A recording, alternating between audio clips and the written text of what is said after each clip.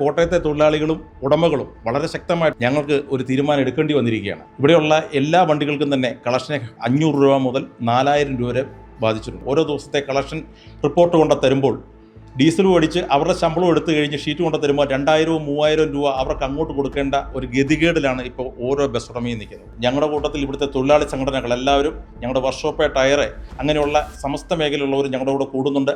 അതിശക്തമായ ഒരു ചക്ര സമ്പന്നം തന്നെ ഞങ്ങളിവിടെ 8-ാം തീയതി നടത്തും എന്നാണ് എനിക്ക് അറിയിക്കാനുള്ളത്.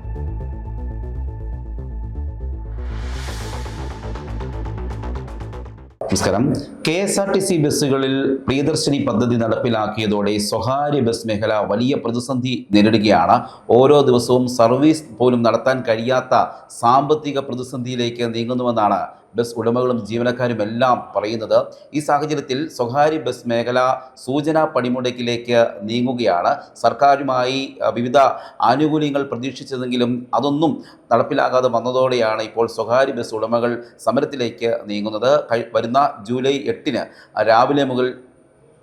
ജൂലൈ 8-ന് രാവിലെ മുതൽ വൈകുന്നേരം വരെ കൊല്ലം, പത്തനംതിട്ട, കോട്ടയം ജില്ലകളിലെ സ്വകാര്യ ബസ്സുകൾ പണിമുടക്കുകയാണ്.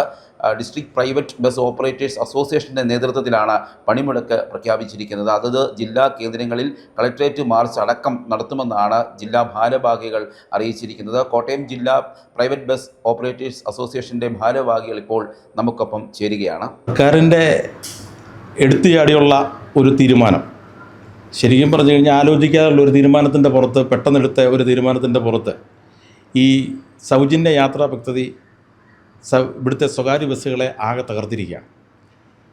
ഞങ്ങൾ പോലും പ്രതീക്ഷിക്കുന്നതിൻ്റെ അപ്പുറത്ത് ഈ പ്രസ്ഥാനം വളരെ പരിതാപകരമാണ് ഇപ്പോൾ ഓടിക്കൊണ്ടിരിക്കുന്നത്. ഞങ്ങളെ സംബന്ധിച്ച് ഞങ്ങൾ 20-ാം തീയതി ഫെഡറേഷൻ്റെ ഒരു രീതിയിൽ സെക്രട്ടേറിയറ്റിൽ ഒരു ധർണയും ഒരു റിലേ സത്യാഗ്രഹവും ഒക്കെ പ്ലാൻ ചെയ്തിട്ടുണ്ട്. പക്ഷേ ഞങ്ങളുടെ ഇവിടുത്തെ കോട്ടയത്തെ തൊഴിലാളികളും ഉടമകളും വളരെ ശക്തമായിട്ട് അതുവരെ ഇത് പോകാൻ സാധിക്കില്ല എന്നുള്ളതിൻ്റെ അഭിപ്രായത്തിൻ്റെ മേൽ ഞങ്ങൾക്ക് ഒരു തീരുമാനം എടുക്കേണ്ടി വന്നിരിക്കുകയാണ്. അത്രയ്ക്ക് വളരെ ബുദ്ധിമുട്ടിലാണ് കോട്ടയം ജില്ല ഇപ്പോൾ കൊണ്ടിരിക്കുന്നത്. കാരണം കോട്ടയം ജില്ലയിൽ ഞങ്ങളിപ്പോൾ ഇവിടെ ഏതാണ്ട് 950 ബസ്സുകളുമുണ്ട്. ഏതാണ്ട് 240 ബസ്സിന് മുകളിൽ ഇവിടുത്തെ KSRTC ഓർഡിനറി ഓടുന്നുണ്ട്. ഇപ്പോൾ ഇവിടെയുള്ള മിക്ക റൂട്ടുകളിലും ഏറെക്കുറെ 80% റൂട്ടുകളിലും KSRTC സർവീസ് നടത്തുന്നുമുണ്ട്. ഇവിടെയുള്ള എല്ലാ വണ്ടികൾക്കും തന്നെ കളക്ഷന് 500 രൂപ മുതൽ 4000 രൂപ വരെ ബാധിച്ചിട്ടുണ്ട്. നമ്മുടെ ഇവിടുത്തെ തൊഴിലാളികളും വളരെ ശക്തമായിട്ടാണ് നിൽക്കുന്നത്. കാരണം അവരിത് കണ്ടുകൊണ്ടിരിക്കുകയാണ്. നമ്മൾ ഓരോ ഷീറ്റ് കൊണ്ട് തരുമ്പോഴും ഓരോ ദിവസത്തെ കളക്ഷൻ റിപ്പോർട്ട് കൊണ്ട് തരുമ്പോൾ ഡീസലും അടിച്ച് അവരുടെ ശമ്പളം എടുത്തു കഴിഞ്ഞ് ഷീറ്റ് കൊണ്ട് തരുമ്പോൾ 2000 3000 രൂപ അവർക്ക് അങ്ങോട്ട് കൊടുക്കേണ്ട ഒരു ഗതികേടിലാണ് ഇപ്പോൾ ഓരോ ബസ് ഉടമയും നിൽക്കുന്നത്. ആ ഒരു അവസ്ഥയിൽ ശക്തമായിട്ട് ഇതിനെതിരെ സമരം ചെയ്യണമെന്ന് ഉടമകളെ കഴിഞ്ഞു ആവശ്യമായിട്ട് ഇവിടുത്തെ തൊഴിലാളികൾ നിൽക്കുകയാണ്. അപ്പോൾ അതിൻ്റെ പുറത്ത് ഞങ്ങൾ ഇവിടെ ഒരു ശക്തമായ ഒരു നടപടി എടുത്തില്ലെങ്കിൽ അതിൻ്റെ ഒരു സമ്മർദ്ദത്തിൻ്റെ പുറത്ത് കൂടിയാണ് ഞങ്ങൾ ഒരു സംഘടന എന്ന നിലയിൽ 8-ാം തീയതി ഞങ്ങൾ സമരം ചെയ്യുന്നത്. ഞങ്ങളുടെ കൂട്ടത്തിൽ ഇവിടുത്തെ തൊഴിലാളി സംഘടനകൾ എല്ലാവരും, ഞങ്ങളുടെ വർക്ക്ഷോപ്പ്, ടയർ, അങ്ങനെയുള്ള സമസ്ത മേഖലയുള്ളവർ ഞങ്ങളുടെ കൂടെ കൂടുന്നുണ്ട്. അതിശക്തമായ ഒരു ചക്ര സമ്പന്നം തന്നെ ഞങ്ങളിവിടെ 8-ാം തീയതി നടത്തും എന്നാണ് എനിക്ക് അറിയിക്കാനുള്ളത്. നിങ്ങളോടൊപ്പം തന്നെ പത്തനംതിട്ട, കൊല്ലം ജില്ലകളും തീർച്ചയായിട്ടും ഞങ്ങളിങ്ങനെ ഒരു സമര മൂവായിട്ട് വന്നപ്പോഴത്തേക്ക് പത്തനംതിട്ടയിൽ നിന്നും കൊല്ലത്തു നിന്നും സമാന രീതിയിലുള്ള അനുഭവം തന്നെയാണ് ഞങ്ങളും നിങ്ങളുടെ കൂടെ കൂടുകയാണെന്ന് ഞങ്ങളെ അറിയിച്ചിട്ടുണ്ട്. ഞങ്ങളുടെ ഇവിടുത്തെ അന്നേ ദിവസം ഞങ്ങൾ ഇവിടുന്ന് നാഗമ്പടത്തുനിന്ന് ഒരു പ്രതിഷേധ പ്രകടനം കളക്ടറേറ്റിലേക്ക് പോവുകയും അവിടെ ഒരു ധർണ നടത്തുകയും ആ ധർണ ഉദ്ഘാടനം ചെയ്യാനായിട്ട് ബഹുമാനപ്പെട്ട ഞങ്ങളുടെ federation president Shri KK Thomas വരികയും ഉദ്ഘാടനം നടക്കുകയും ചെയ്യും. ആ തദവസരത്തിൽ CIT യൂണിൻ്റെയും BMS യൂണിൻ്റെയും പ്രമുഖ നേതാക്കൾ വന്ന് പ്രസംഗിക്കുകയും ഞങ്ങളോടൊപ്പം സഹകരിക്കുകയും ചെയ്യും. നിങ്ങളുടെ ഇപ്പോഴത്തെ അവസ്ഥ ഇത് മുഖ്യമന്ത്രിയും ഗതാഗത മന്ത്രിയും ഒക്കെ ബോധ്യപ്പെടുത്തിയിട്ടും അതിലൊരു നടപടി, ഞങ്ങളുടെ ഏറ്റവും വലിയ പ്രശ്നം അതാണ്. ഞങ്ങളിത് വന്നപ്പോൾ മുതൽ ഞങ്ങൾ മുഖ്യമന്ത്രിയെയും ഇവിടുത്തെ മന്ത്രിയെയും പലതവണ കണ്ടെങ്കിലും പലതവണ നിവേദനം കൊടുത്തെങ്കിലും ഒരു തീരുമാനം നാളെ ഇതുവരെ ഉണ്ടായിട്ടില്ല. ഇന്നേ വരെ ഒരു ചർച്ചയ്ക്ക് പോലും ഞങ്ങളെ ക്ഷണിച്ചിട്ടില്ല എന്നുള്ളതാണ് യാഥാർത്ഥ്യം. അടുത്ത ആഴ്ച വിളിക്കുന്നുണ്ടെന്ന് പറയപ്പെടുന്നു. എന്തെങ്കിലും ഒരു നല്ല പരിഹാരം ഉണ്ടാക്കണം എന്നുള്ള ചിന്താഗതി തന്നെയാണ് ഞങ്ങളിരിക്കുന്നത്. വർഷങ്ങളായുള്ള ബസ് ഉടമകളുടെ ആവശ്യമാണ് വിദ്യാർത്ഥികളുടെ യാത്രാ നിരക്ക് 1 രൂപ എന്നുള്ളത് വർദ്ധിപ്പിക്കുക എന്നുള്ളത്.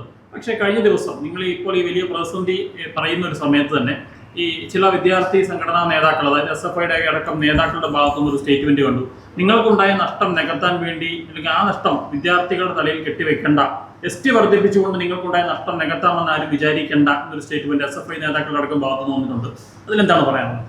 വിദ്യാർത്ഥി നേതാക്കന്മാരോട് ചോദിച്ചിട്ട് ഈ ഒരു ബസ് ചാർജ് വർധന ഒരിക്കലും ഉണ്ടാകില്ല. അവരൊരിക്കലും അതിനെതിരെ നിൽക്കുകയുള്ളൂ. അതല്ല യാഥാർത്ഥ്യം ഇവിടുത്തെ ജനങ്ങൾക്കും ഇവിടെയുള്ള ആളുകൾക്കും എല്ലാവർക്കും അറിയാം. 100 വിദ്യാർത്ഥി കയറിയാൽ 1 ലിറ്റർ ഡീസൽ പോലും ഞങ്ങൾക്ക് കിട്ടത്തില്ല എന്നുള്ള യാഥാർത്ഥ്യം എല്ലാവർക്കും അറിയാം. പക്ഷേ ഇതെല്ലാം രാഷ്ട്രീയ പ്രേരിതമാണ്. പക്ഷേ ഇപ്പോഴത്തെ ഞങ്ങളുടെ അവസ്ഥ എന്ന് പറയുന്നത് വിദ്യാർത്ഥികളുടെ ചാർജ് വർദ്ധിച്ചതുകൊണ്ട് മാത്രം ഞങ്ങൾക്കിത് നിലനിൽക്കാൻ പറ്റാത്ത ഒരവസ്ഥയാണ്. മാത്രവുമല്ല, ഇവിടുത്തെ വിദ്യാർത്ഥികൾക്ക് ഫ്രീ ആയി, ഒപ്പം ഇനി വിദ്യാർത്ഥികൾക്ക് ചാർജ് വർദ്ധിപ്പിച്ചാൽ അതിൽ കൂടുതൽ പ്രക്ഷോഭം ഉണ്ടാകും എന്നുള്ളത് ഗവൺമെൻറ്റിന് അറിയാവുന്ന കാരണം അങ്ങനെ ഒരു രീതിയിലേക്കൊന്നും പോകുമെന്ന് എനിക്ക് ഞങ്ങൾക്ക് യാതൊരുവിധ ഉത്കണ്ഠയില്ല. കാരണം ഞങ്ങളെ സംബന്ധിച്ച് വിദ്യാർത്ഥികളുടെ മാത്രം ബസ് ചാർജ് വർദ്ധിപ്പിച്ചതുകൊണ്ട് മാത്രമൊന്നും ഈ പ്രശ്നം ഇതിൽ നിന്ന് പരിഹരിക്കപ്പെടാനുള്ള ഒരു അവസരമായിട്ട് കരുതുന്നില്ല. കാരണം ഇത് അങ്ങനെയുള്ള ഒരു ചെറിയ കാര്യമല്ല. ഞങ്ങളെ സംബന്ധിച്ച് 3000 മുതൽ 4000 രൂപ നഷ്ടം വരുന്ന ഈ വ്യവസായത്തിന് കരകയറണമെങ്കിൽ വളരെ അത്യാവശ്യമായി ഈ സർക്കാർ ഞങ്ങൾ കനിയണം എന്ന് തന്നെയാണ്. നല്ല തീരുമാനം എടുത്തെങ്കിൽ മാത്രമേ ഇതുമായിട്ട് മുന്നോട്ട് പോകാൻ സാധിക്കുകയുള്ളൂ. 8-ാം തീയതി തീർത്തും സൂചനാ സമരം മാത്രമായിരിക്കും. 8-ാം തീയതി കഴിഞ്ഞ് ഞങ്ങൾ 20-ാം തീയതി 4 ജില്ല കൂടി സെക്രട്ടേറിയറ്റിൽ ഒരു സമരം പരിപാടിയുണ്ട്. അതിനുശേഷം 4 ദിവസത്തേന് സെക്രട്ടേറിയറ്റിൽ തന്നെ പല ജില്ലകളുടെ പരിപാടികൾ കാണും. അതിനുശേഷം ശക്തമായ ഒരു സമര പരിപാടിയിലേക്ക് തന്നെ ഞങ്ങൾക്ക് പോകേണ്ടി വരും. കാരണം ഞങ്ങൾക്കൊരു തീരുമാനം ഉണ്ടായില്ല ഇതുമായിട്ട് മുന്നോട്ട് കൊണ്ടുനടക്കാൻ യാതൊരു നിർവാഹവും ഇല്ലെന്നുള്ളതാണ് യാഥാർത്ഥ്യം.